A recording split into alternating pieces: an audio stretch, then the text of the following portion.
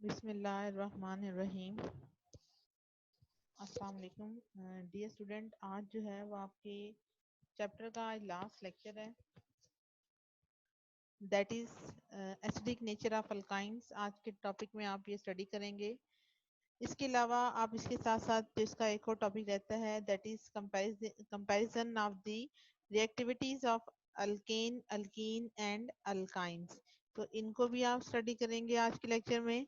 और इसी के साथ ही आप जो कुछ एक्सरसाइज है उसके अंदर आपको असाइनमेंट अलॉट की जाएगी, आप उसको सॉल्व करेंगे और फिर इंशाल्लाह हम उसे नेक्स्ट डे जो है वो इसको देख लेंगे। तो आज के टॉपिक में आपके पास ये 3 मेन चीजें हैं जिनको आज आप कवर करेंगे। लेकिन मैं अपने इस टॉपिक को स्टार्ट करने से पहले, एसिडिक नेचर ऑफ अल्काइंस को स्टार्ट करने से पहले मैं डिटेल्ड कंसेप्ट आपको देना चाहती हूँ अल्काइंस की नेचर के हवाले से कि वो एसिडिक क्यों होती हैं। क्योंकि नंबर ऑफ स्टूडेंट्स के अंदर ये वाली कंफ्यूजन पाई जाती है कि उनको नहीं समझ आता इस कंसेप्ट का कि why alkynes are acidic in nature. So, before starting this topic, I will show you some of the slides which mainly clear your concept about this acidic nature of alkynes. So, let's start.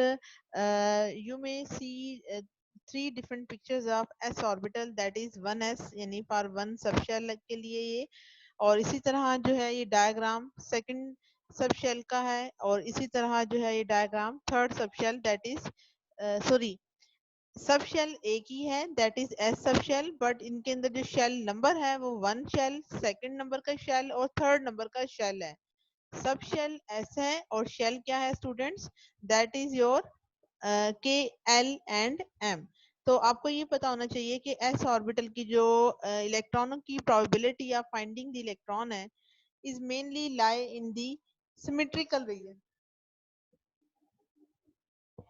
in the main symmetrical region, that is the electron can exist in this boundary। ठीक है, तो electron जो है वो इस पूरी boundary में कहीं पर भी हो सकते हैं, बिकॉज दी स्मॉल डॉट्स जो हैं, ये जो ब्लू है, येलो है, ये सारे के सारे इलेक्ट्रॉनों की प्रोबेबिलिटी को रिप्रेजेंट करते हैं। तो इससे हमें ये आइडिया होता है कि एस ऑर्बिटल जो होता है उसकी शेप क्या होती है, सिमेट्रिकल। इट मीन यहाँ इलेक्ट्रॉनों की प्रोबेबिलिटी बिल्कुल इक्वली हर जगह इक्वल साइड पे है, यानी ये जो है वो गोल, या इसको आप इलांगेटेड शेप भी बोल सकते हैं कि एस सब शेल जो है वो सिमेट्रिकल शेप में होता है। इसी तरह अगर आप पी ऑर्बिटल की बात करें तो पी ऑर्बिटल में इस साइड पर और इस साइड पर कोई और लोब्स नहीं है इस पी की। ठीक है, जो पी सब शेल होता है इसके अंदर एक अबव है और एक बिलो, ये 2 लोब्स हैं इसकी, और ये इसके सेंटर में जो है ये नोडल रीजन होता है जहां पे इलेक्ट्रॉनों की प्रोबेबिलिटी या फाइंडिंग द इलेक्ट्रॉन 0 होती है। इट मीन अगर आप इस सब शेल की इलेक्ट्रॉनों की प्रोबेबिलिटी को चेक करेंगे तो हम यहाँ पर ये बात करेंगे कि यहाँ इलेक्ट्रॉनों की प्रोबेबिलिटी क्या है, न्यूक्लियस के इर्द गिर्द वो इस तरह की शेप में होगा। यहाँ पे और यहाँ पे कोई नहीं लोब है, इसलिए इट मीन यहाँ पे कोई इलेक्ट्रॉनों की प्रोबेबिलिटी नहीं है। सो हम ये कह सकते हैं कि एस सब शेल सिमेट्रिकल होता है, वहाँ इलेक्ट्रॉनों की प्रोबेबिलिटी न्यूक्लियस से इक्वली उस एक पर्टिकुलर रीजन के अंदर इक्वल होती है। लेकिन पी सब शेल की जो शेप होती है इस शेप को हम बोलते हैं डम्बल शेप। तो यहाँ इलेक्ट्रॉनों की प्रोबेबिलिटी उस तरह से एग्जिस्ट नहीं करती। तो यहाँ आपको बताना था कि चलें पहले इस डायग्राम को देखने से पहले आपको ये वाली इसकी जरा डायग्राम से आपको शायद आइडिया हो जाए कि ये देखें स्टूडेंट, अगर हम ये कहते हैं, पहले आप इधर आए इस वाले डायग्राम पे, कि ये जो छोटा सा ब्लैक कलर का डॉट है ये रिप्रेजेंट कर रहा है न्यूक्लियस को। उसके बाद ये जो लाइट येलो कलर का यानी ये जो पूरा गोल रीजन है ये किसको रिप्रेजेंट कर रहा है, आपके एस सब शेल के अंदर, सॉरी जो फर्स्ट शेल है उसके अंदर 1s ऑर्बिटल को। इसी तरह जो है अब यहाँ देखिए न्यूक्लियस के करीब सबसे पहला सब शेल कौन सा है, एस, क्योंकि आप जानते हैं पहला शेल क्या होता है, के होता है, और के के अंदर सिर्फ एक ही सब शेल एग्जिस्ट करता है, दैट इज योर 1s सब शेल। इसी तरह 1 के बाद बारी आती है 2s की, तो 2s सब शेल आपका ये वाला है जो बहुत बड़ा येलो है। अब ये देखें इसका डिस्टेंस न्यूक्लियस से अवे हो गया है। इसी तरह अगर आप 2px 2py और 2pz को देखें तो ये सारी 2px 2py और 2pz की लोब्स हैं। इट मीन ये लोब्स भी s यानी जो आपका 1s सब शेल है इससे क्या है, ये तीनों की तीनों अवे हो गई हैं। क्योंकि आप जानते हैं जो 1 है ये 1 वर्ड रिप्रेजेंट करता है फर्स्ट शेल को, 2 रिप्रेजेंट करता है सेकंड शेल को। इट मीन हम ये कह सकते हैं कि अगर आप सब शेल वाइज अरेंजमेंट देखेंगे तो हम ये कहेंगे कि जो 1s सब शेल है, इट मीन ये जो s सब शेल है that is much more nearer to the nucleus. अगर कोई सब शेल न्यूक्लियस के ज्यादा करीब तरीन होगा तो उससे इफेक्ट क्या होता है, that nucleus will exert its almost nuclear forces of attraction toward that electron is very tightly, यानी इसके नतीजे में क्या होगा कि वो इलेक्ट्रॉन जो है वो इतना टाइटली अट्रैक्ट होगा toward nucleus, as a result the size of that atom will be shrink. और अगर किसी एटम में अगर आप कंपैरिजन करते हैं, अगर आप ये बात करते हैं कि किसी भी एक कंपाउंड में एस करैक्टर आपने बढ़ा दिया है, अब आप आगे फर्दर चल के अभी इस टॉपिक में देखेंगे कि एस करैक्टर कैसे बढ़ता है। एस फैक्टर के बढ़ने का मतलब क्या होगा, इट मीन एस ऑर्बिटल या जो एस है वो जितना ज्यादा होगा, इट मीन उसकी विसिनिटी न्यूक्लियस के ज्यादा करीब तरीन होगी, वो न्यूक्लियस की विसिनिटी में ज्यादा होगा, इट मीन न्यूक्लियस का होल्ड उसके इलेक्ट्रॉनों पर ज्यादा लगेगा। ठीक है, तो ये चीज आप लोगों ने क्लियर करनी है। जैसे ये आपको बताया कि इस डायग्राम में रिप्रेजेंट किया जा रहा है कि ये अगर फर्स्ट क्लास न्यूक्लियस है तो जो इलेक्ट्रॉनों का जो शेल न्यूक्लियस के करीब तरीन होता है इस पर न्यूक्लियस की होल्ड ज्यादा लगती है एज कम्पेयर टू सेकंड और थर्ड के मुकाबले में। तो यही वजह है कि पहले शेल के अंदर सिर्फ हमारे पास 1s सब शेल होता है, सेकंड के अंदर जाके हमारे पास 2px 2py और 2pz के ऑर्बिटल्स आते हैं। अब हम बात कर लेते हैं एस करैक्टर की। एस करैक्टर के बारे में हमने अभी कहा कि हमारे पास 3 तरह के कंपाउंड है। अब स्टूडेंट यहाँ जो है वो एक गड़बड़ हो गई है इस डायग्राम में, यहाँ डबल बॉन्ड नहीं है क्योंकि अल्केन में सारे के सारे बॉन्ड सिंगल होते हैं। ठीक है, तो वैसे आप देख लें कि अल्काइन है, अल्काइन में बोलते हैं आपने कंपैरिजन करना है इसके एस और पी करैक्टर का। तो हम ये कहते हैं कि अगर कोई carbon to carbon triple bond हो तो आप जानते हैं उनमें हाइब्रिडाइजेशन sp होगी। sp का मतलब क्या है कि ये 1:1 की रेशियो में है, इट मीन इसका s फैक्टर कितना होगा 50% होगा। इसी तरह अल्कीन की अगर आप बात करेंगे तो अल्कीन के केस में ये s फैक्टर कितना हो जाएगा 33%, and in the same way in case of alkane this s factor will be 25%। तो आपको ये अंदाजा हो रहा है कि जब आप मूव करते हैं from alkane to alkyne then S factor of alkyne will be increases from alkane, यानी फ्रॉम 25% टू 50%। तो अब आप यहाँ से अंदाजा लगा सकते हैं कि जितना जिस कंपाउंड में एस फैक्टर ज्यादा होगा उतना वो कंपाउंड न्यूक्लियस की विसिनिटी में बढ़ जाएगा। तो अब इस चीज को हम थोड़ा सा देख लेते हैं कि हमने अभी क्या बात की कि जो अल्काइंस होते हैं that mainly differ from alkyne and alkyne. और वो किस तरह से डिफर करते हैं अल्काइन, कि अल्काइंस के अंदर हम बोलते हैं कि इनमें एसिडिक हाइड्रोजन पाई जाती है, यानी अगर आप अल्कीन और अल्काइन का कंपैरिजन करेंगे तो हम ये कहते हैं कि इन तीनों कंपाउंड में सिर्फ जो अल्काइन वाहिद है इनकी नेचर क्या होती है, एसिडिक होती है।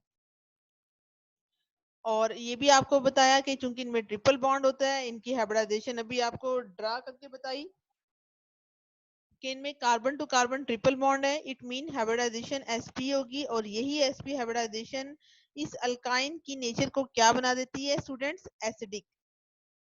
इट मीन कि जो इसकी ये हाइड्रोजन एटम है जिसके ऊपर पार्शियल पॉजिटिव चार्ज आ रहा है, ये sp hybrid orbital of carbon के साथ ओवरलैपिंग कर रहा है, जिसकी वजह से इसमें करैक्टर क्या आ रहा है, that is 50% s character in case of alkynes. और ये अभी आपको बताया कि sp2 होती है तो उसमें 33 होता है, इसी तरह sp3 हाइब्रिडाइजेशन हो तो उसमें 25% s करैक्टर होता है। तो अभी आपको ये बताया स्टूडेंट्स कि जितना किसी कंपाउंड में s करैक्टर बढ़ता है उतना वो एलिमेंट न्यूक्लियस की विसिनिटी में ज्यादा आ जाता है। यही आपको भी डायग्राम से बताया कि जिस भी कंपाउंड में लाइक अल्केन अल्कीन अल्काइन आप कंपैरिजन कर रहे हैं तो आपको ये आइडिया हुआ कि अल्काइन के अंदर s करैक्टर क्या होता है स्टूडेंट, 50% होता है। तो जितना s फैक्टर इंक्रीज होगा इतना वो ऑर्बिटल न्यूक्लियस की विसिनिटी में होगा, न्यूक्लियस का होल्ड उसके ऊपर बहुत ही ज्यादा हो जाता है। तो इससे अब हम आते हैं अपने इस मेन टॉपिक की तरफ कि हम ये बात करें कि यहाँ से स्टूडेंट आपके टेक्स्ट बुक में ये टॉपिक यहाँ से स्टार्ट होगा, ठीक है। तो जो पीछे से आपको मैंने बताया वो सारा आपके माइंड में एक डायग्राम, एक पिक्चर डेवलप करना पर्पस थी कि आपको समझ आए कि कैसे एस फैक्टर जो है वो किसी कंपाउंड के अंदर बढ़ता है और उससे उस कंपाउंड की एसिडिक नेचर जो है वो बढ़ती चली जाती है, ठीक है।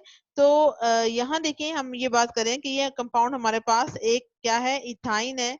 तो इसी तरह प्रोपाइन भी हो सकता है। तो वो हाइड्रोजन एटम जो इस कार्बन के साथ अटैच है, इसमें ओवरलैपिंग क्या होगी, यानी कार्बन की तो ओवरलैपिंग sp होगी और हाइड्रोजन की ओवरलैपिंग s होगी। तो ये sp s ओवरलैपिंग के साथ है। और इसके अंदर अभी बताया कि चूंकि इसमें sp हाइब्रिडाइजेशन है, तो s फैक्टर अल्काइन के केस में क्या होगा, 50% होगा। और s फैक्टर के बढ़ने से हुआ क्या था, आप अगर डायग्राम को पीछे से रिकॉल करें तो आपके माइंड में आएगा कि वो एटम या वो कंपाउंड जिनमें एस फैक्टर बढ़ता है उनमें वो ऑर्बिटल न्यूक्लियस की विसिनिटी में ज्यादा होते हैं। एज ए रिजल्ट उनमें न्यूक्लियस की जानिब अट्रैक्शन बढ़ती है, जिसकी वजह से ये कार्बन एटम क्या हो जाती है, वो ज्यादा से ज्यादा इलेक्ट्रॉन डेंसिटी को अपनी जानिब अट्रैक्ट करती है। एज ए रिजल्ट इसके ऊपर चार्ज क्या आता है, फिर इलेक्ट्रॉन नेगेटिव हो जाता है। यहाँ देखें कि अभी आपको बताया कि जितना एस फैक्टर ज्यादा होगा, यानी फर्स्ट करें इसमें 50% S factor in case of alkyne, तो न्यूक्लियस की विसिनिटी में ज्यादा होगा। तो न्यूक्लियस की विसिनिटी का मतलब क्या है कि वो जो न्यूक्लियस है वो इन इलेक्ट्रॉनों को ज्यादा अट्रैक्ट करेगा अपनी जानिब। तो ये न्यूक्लियस किसका है, बेसिकली ये कार्बन का न्यूक्लियस होगा, क्योंकि कार्बन हाइड्रोजन के एटम इलेक्ट्रॉन्स के साथ sp-s ओवरलैपिंग जो है वो कर रहा है। तो इस बात को आप यहाँ भी देख सकते हैं कि हमने अभी कहा कि alkynes are unusually acidic as compare to alkene and alkane.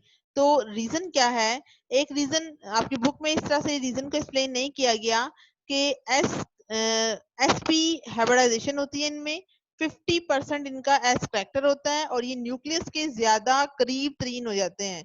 तो इसलिए फर्ज करें अगर आप इस कंपाउंड में से, ये अल्काइन है, ये इथीन है, इसी तरह ये इथेन है, यानी ये अल्काइन, अल्कीन और अल्केन के कंपाउंड्स हैं।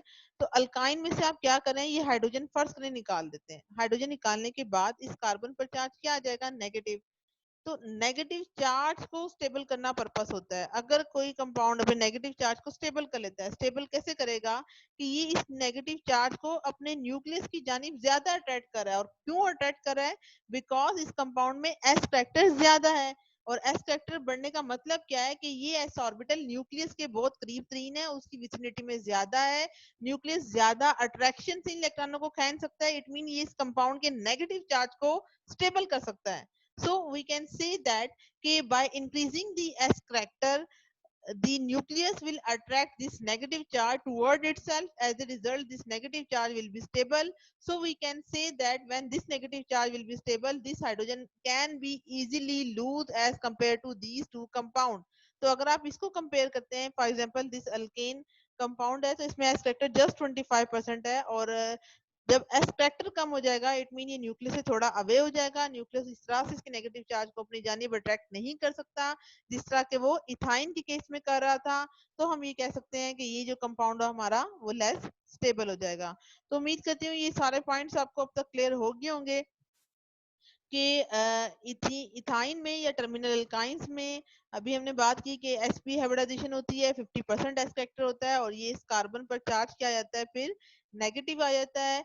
एज ए रिजल्ट ये जो कार्बन एटम होती हैं, ये जो टर्मिनल अल्काइंस होती हैं, अभी टर्मिनल अल्काइंस का आपको बताती हूँ कि वो कौन सी होती हैं।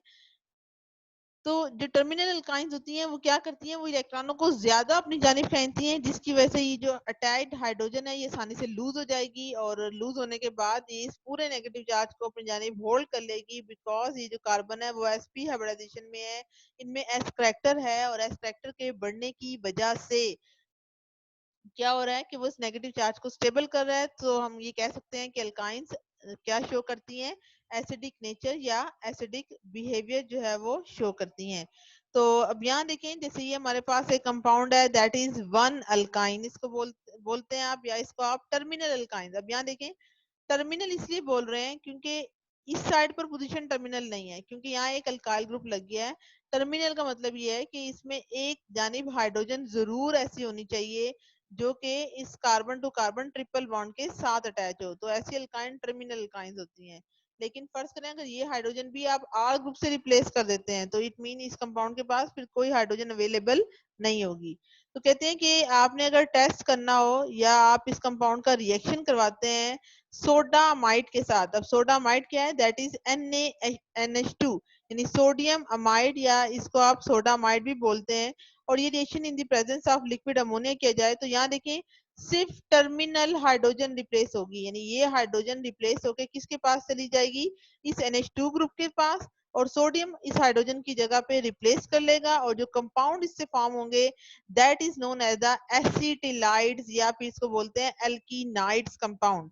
तो इसी तरह अगर आपके पास ये टर्मिनल ना हो बल्कि ये दोनों साइडों पे हाइड्रोजन मौजूद हो, तो ये रिएक्शन टू सोडियम मेटल की प्रेजेंस में इन दोनों हाइड्रोजन को एक्टिवली रिप्लेस कर देगा। As a result these two hydrogen will combine with each other and form hydrogen gas. तो जो रिजल्टिंग कंपाउंड हमारे पास फॉर्म होगा that is known as the sodium acetylide.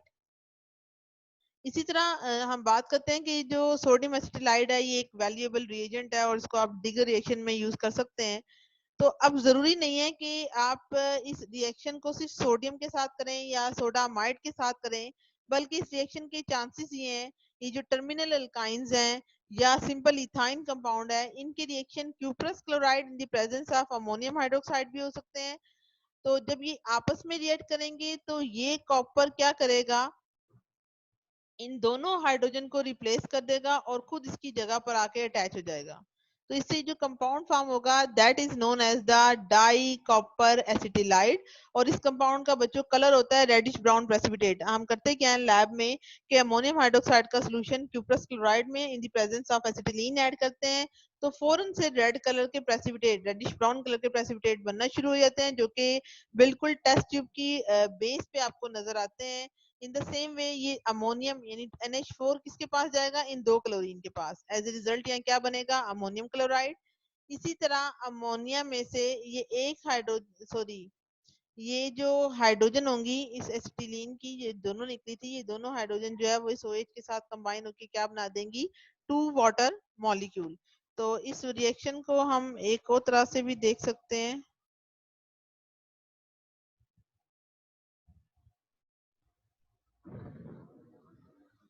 यहाँ देखें ये खैर वही चीज है, लेकिन यहाँ आपको कुछ और भी बताना है। मैंने इसी जरा खोली है क्योंकि जरा इतनी क्लियर नहीं थी डायग्राम।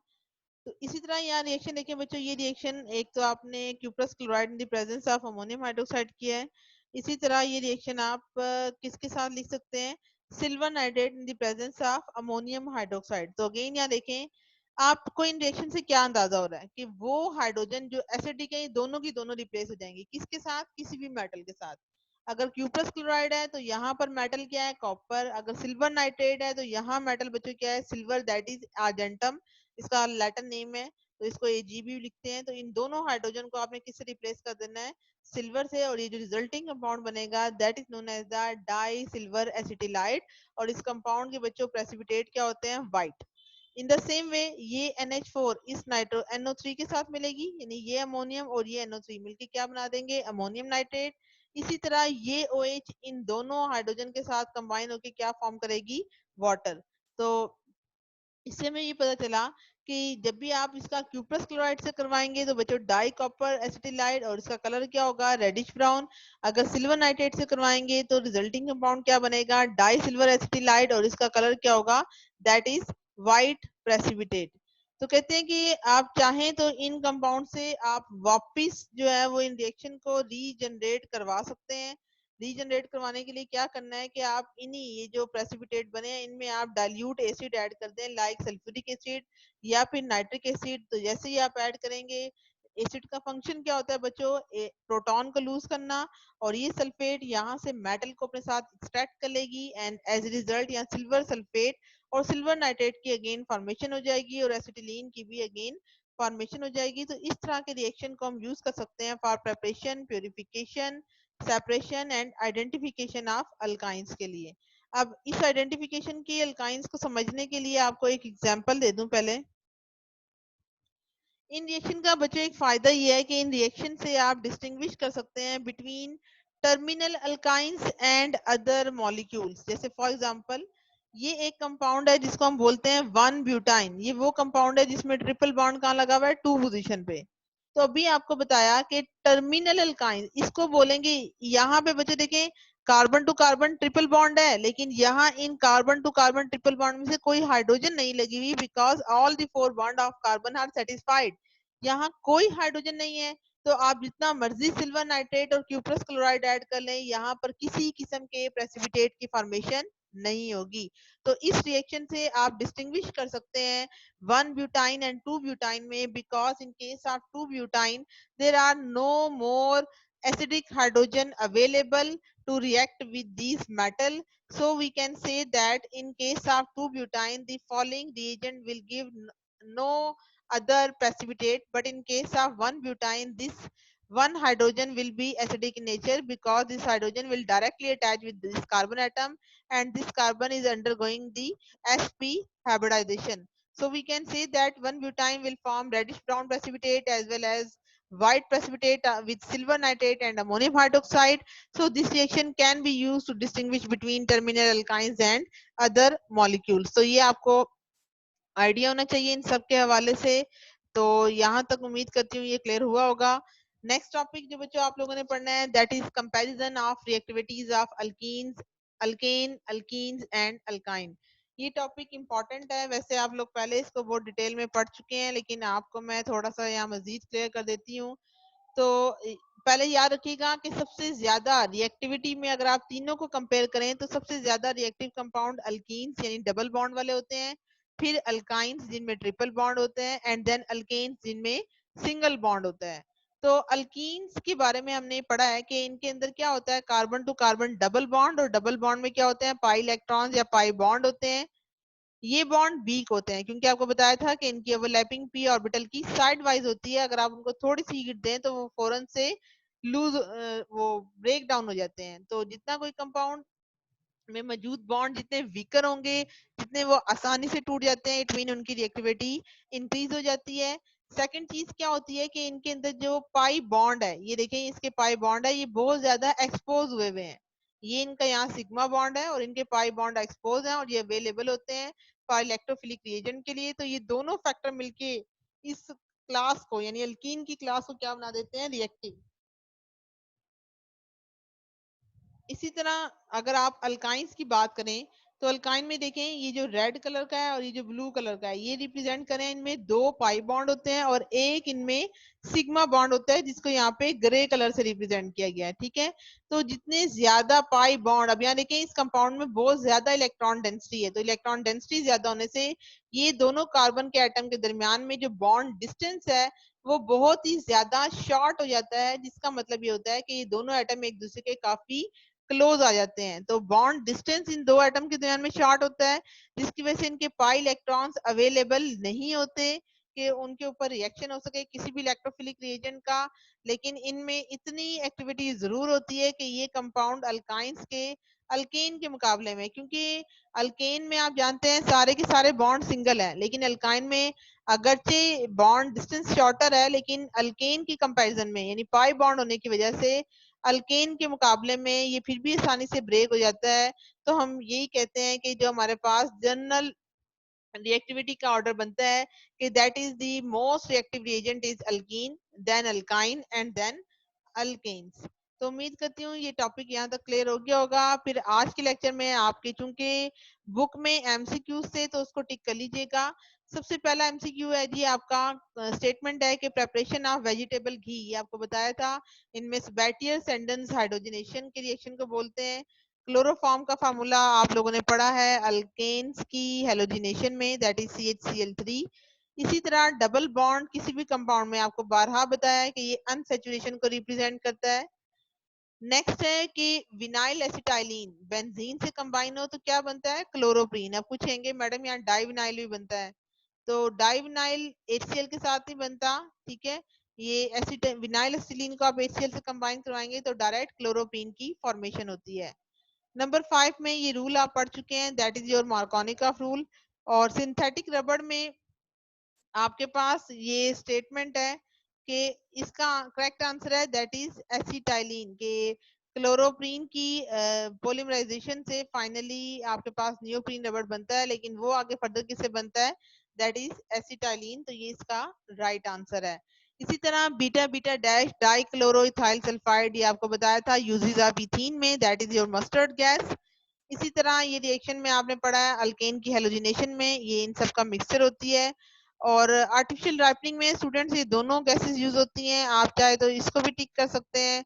तो वैसे मोस्टली अगर आए तो ज्यादातर आप कोशिश करें इसके अंदर राइट आंसर इथीन को टिक करें, ठीक है। उसके बाद आज आपके लिए असाइनमेंट है कि कुछ क्वेश्चन इसमें रह गए थे, आप इसको सॉल्व करें। इंशाल्लाह कल जो है वो मैं आपके साथ इनके फाइनल आंसर्स जो हैं वो लेक्चर में शेयर कर दूंगी।